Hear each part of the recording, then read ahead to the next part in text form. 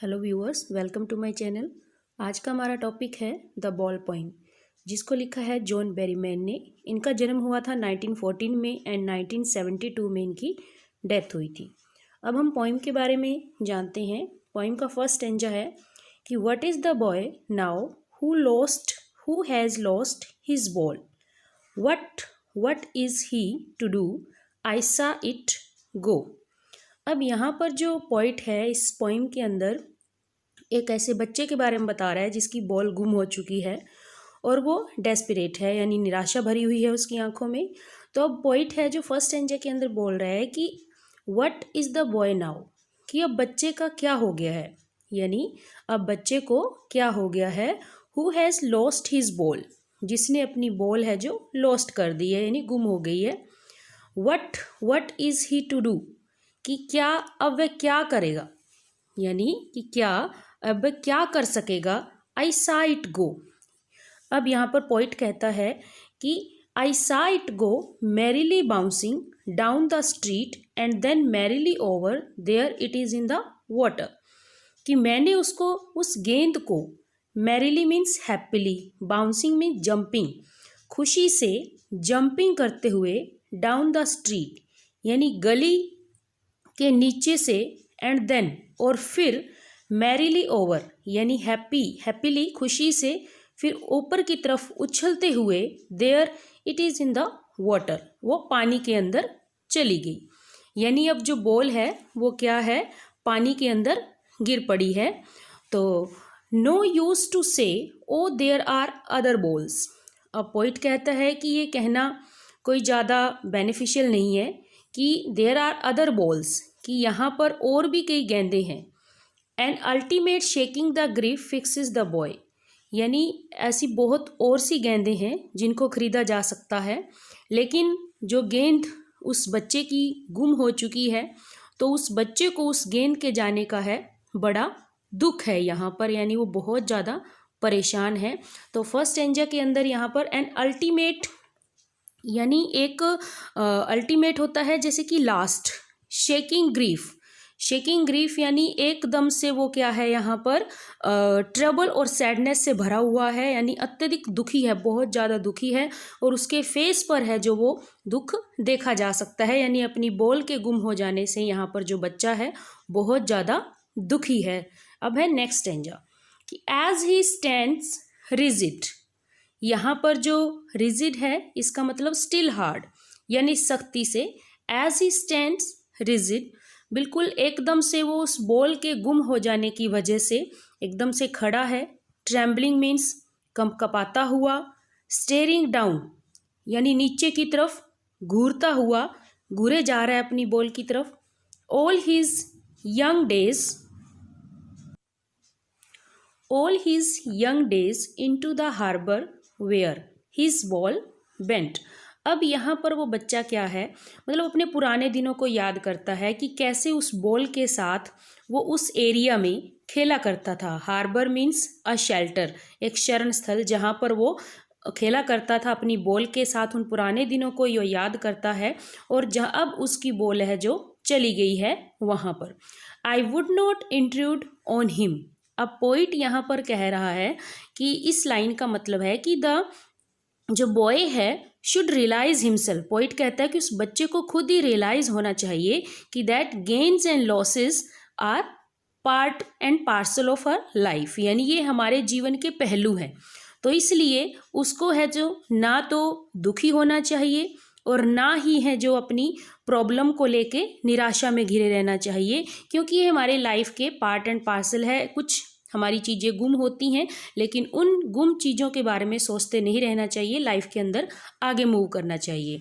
तो पोइट कहता है कि मैं उसको इंटरफेयर नहीं कर रहा है यहाँ पर, कि पोइट कहता है कि he neither interfere and nor in the boys ruminations, मतलब जो उसकी बॉयज़ की रूमिनेशंस हैं, कि ना तो वो उसको ऑफर कर रहा है a dime another ball is worthless, कि एक जो दूसरी बॉल अगर खरीदेंगे, dime means 10 cent in USA currency, कि 10 सेंट उसकी वैल्यू होगी, लेकिन वो कोई ज़्यादा महंगी नहीं है। लेकिन पोइट कहता है कि ना तो मैं उसको मनी ऑफर कर रहा हूँ, कि मनी इज़ एक्सटर्नल, कि इज़ वर्थलेस, वो उसके लिए यूजलेस है क्योंकि वो परेशानी के अंदर है। Now he senses first responsibility. अब यहाँ पर पोइट है कहता है कि यहाँ पर एक नीड है to take care of possessions, कि उसको रिस्पॉन्सिबिलिटी की सेंस उसके अंदर जागृत होनी चाहिए, कि मतलब हमें अपनी चीज़ों को ध्यान से रखना चाहिए, केयरफुल तरीके से रखना चाहिए। तो उसके अंदर पोइट एक सेंस ऑफ रिस्पॉन्सिबिलिटी यहाँ पर जगाना चाहता है कि उसको रिस्पॉन्सिबल होना चाहिए अपनी चीज़ों को लेकर। In the world of possessions, in the world of possessions, possessions यहाँ पर मटेरियल जो प्लेजर्स हैं इस वर्ल्ड, ये जो वर्ल्डली सुख है, हमें सुख संपदा हमें मिलती है, कि इस वर्ल्ड ऑफ पोजेशंस के अंदर पीपल विल टेक बॉल्स, कि लोग हैं जो बॉल खरीदते हैं, खरीदेंगे। Ball will be lost always, ball हमेशा गुम होती रहेंगी। लिटिल बॉय, लेकिन वो लड़का, छोटा सा लड़का। And no one buys a ball back, लेकिन जो बॉल गुम हो जाती है, जो बॉल गुम हो चुकी है, उसको है जो दोबारा नहीं खरीदा जा सकता। हाँ कि अनदर बॉल है जो पैसे से खरीदी जा सकती है। मनी इज एक्सटर्नल, यानी जो चीज़ें गुम हुई हैं उनको पाने का एक जरिया है मनी, कि मनी के जरिए हम उन चीज़ों को वापस पा सकते हैं। तो पॉइंट है यहाँ पर है जो इस भौतिक संसार के अंदर जो भी वस्तुएं हैं, जो भी थिंग्स हैं, उसमें जो पॉइंट कहते हैं कि हमारी अपनी रिस्पॉन्सिबिलिटी है, कि हमें रिस्पॉन्सिबिलिटी अपनी समझनी चाहिए, कि हमें चीज़ों की केयर करनी चाहिए। तो यहाँ पर जो पॉइंट है इस स्टेंजा के अंदर ये कह रहा है कि वो बोल के दुखी होने से, गायब होने से है जो, वो बहुत ज़्यादा दुखी है और अपने पुराने दिनों को याद करता हुआ उस प्लेस को घूर रहा है जहाँ पर वो खेला करता था उस बॉल के साथ। और उस बॉल और गेंद को खरीदने के लिए पॉइंट कहता है कि मैं पैसे नहीं दूंगा, हालांकि 10 सेंट ही मामूली से पैसे हैं, लेकिन उसको अपनी सेंस ऑफ रिस्पॉन्सिबिलिटी यहाँ पर जागृत करना चाहता है पॉइंट, की उसको उसके अंदर है जो रिस्पॉन्सिबिलिटी की भावना मन के अंदर आई। नेक्स्ट है ही is learning well behind his desperate eyes, कि वो अपनी निराशा भरी आँखों से, यानी वो अपनी निराशा भरी आँखों से है जो देख रहा है, यानी सीख रहा है। डेस्परेट होता है निराशा। द एपिस्टोमिलोजी ऑफ लॉस, द एपिस्टोमिलोजी यानी जो अंडरस्टैंडिंग ऑफ लूजिंग समथिंग, यानी जब हम किसी चीज़ को गुम कर देते हैं तो हमारे अंदर समझ विकसित हो जाती है, कि हमारे अंदर वो बात आ जाती है कि कैसे हमें अपनी चीज़ों की केयर करनी चाहिए थी। हाउ टू स्टैंड अप, और वो इंसान वो भी सीख जाता है कि किसी चीज़ के गुम हो जाने के बाद दोबारा फिर से कैसे स्टैंड होना है।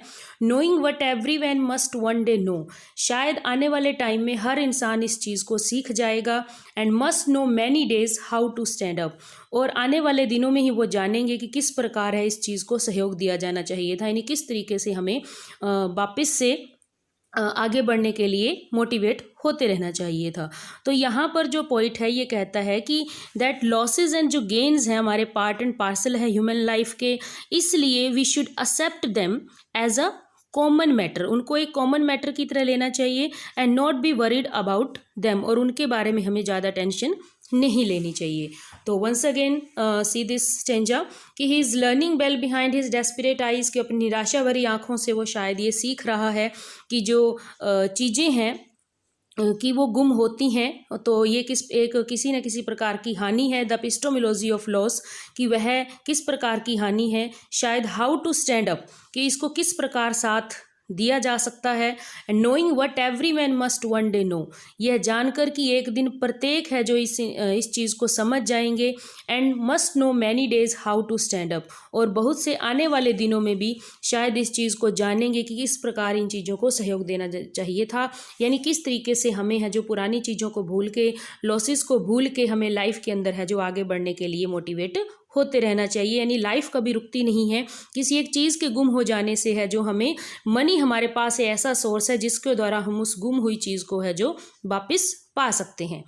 तो अब है हमारे वर्ड नोट्स। इसमें मैरीली मीन्स हैप्पीली, खुशी से। अल्टीमेट यानी लास्ट, अंतिम।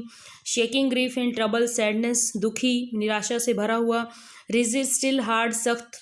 इंट्रूड, टू थ्रस्ट यानी इंट्रूड यानी इंटरफेयर करना। डाइम यानी 10 सेंट।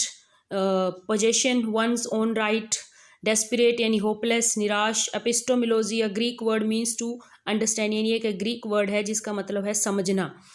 अब हम इसके लिटरेरी डिवाइसेस देख लेते हैं। यहाँ पर एनाफोरा हमारी फिगर ऑफ स्पीच बन जाती है, क्योंकि हमारा जो फर्स्ट स्टेंजा है उसमें what is the boy now इस तरीके से, और सेकंड लाइन में भी व्हाट इज़ टू बी, इस तरीके से हमारी जो ये लाइन है रिपीट हो रही है। तो ऐसी अगर सिचुएशन हो तो वहाँ पर एनाफोरा फिगर ऑफ स्पीच होती है। फिर रेपिटेशन, यानी बॉल्स बार बार एक ही वर्ड बार बार रिपीट हो रहा है, तो that's why there is repetition. Alliteration, यानी जब कॉन्सोनेंट साउंड बार बार रिपीट हो रही हो, जैसे बी, यानी ये कॉन्सोनेंट साउंड और बार बार रिपीट हो रही है, तो वहाँ पर हमारा एलिट्रेशन हो जाता है। एसोनेंस, यानी जो वॉवल साउंड जब बार बार रिपीट होती है, जैसे ही, I is, learning, bell, behind, यानी सभी के अंदर वॉवल यूज़ हो रहे हैं और वॉवल साउंड बार बार यूज़ हो रही है, तो दैट्स वाई यहाँ पर एसोनेंस हमारी फिगर ऑफ स्पीच हो जाती है। और इस पोइम के अंदर कोई भी राइम स्कीम नहीं है, फ्री वर्स में ये पोइम लिखी गई है। अब हम सेंट्रल आइडिया की बात कर लेते हैं। जो सेंट्रल आइडिया इस पोइम का कि man should not grieve over the loss of material things, यानी इन भौतिक चीज़ों को लेकर हमें है जो निराश नहीं होना चाहिए। Gains and losses are part and parcel of man's life, जो गेन्स हैं और लॉसेज हैं, यानी हानि और नुकसान है, हानि और फ़ायदे हैं, यानी सॉरी, तो वो इंसान की लाइफ के क्या है, पार्ट एंड पार्सल, एक इंटेग्रल पार्ट है।